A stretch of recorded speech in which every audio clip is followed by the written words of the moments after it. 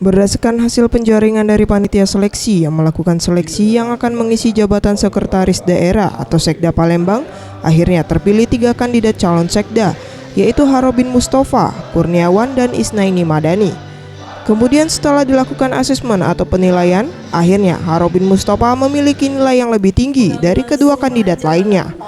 Menurut Harnojoyo, Wali Kota Palembang, yang ditemui usai melakukan pelantikan Sekda Palembang, akan ada segudang pekerjaan yang menanti dan diharapkan secara bersama menjalin kekompakan dan kekeluargaan untuk membangun Kota Palembang. Sebelum saya mulai mengambil sumpah, saya ingin bertanya, apakah saudara bersedia diambil sumpah?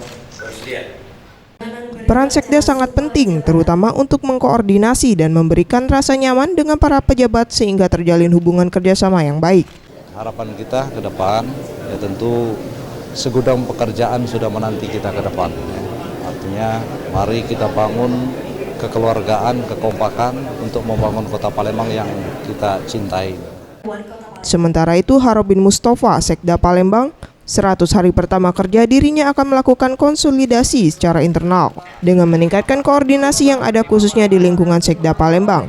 Terkait permasalahan lahan dan sengketa akan lebih difokuskan karena akan mengganggu administrasi pemerintahan. Dalam rangka 100 hari pertama, itu yang akan saya lakukan yaitu konsolidasi ke dalam. Nah, saya akan melaksanakan pembinaan koordinasi kepada seluruh perangkat yang ada di Kota Palembang. Dan saya awali terutama di Sekretariat Daerah Kota Palembang ini. Mega Dwi Handayani, Gusti Putu Sumurtayasa, Sriwijaya TV.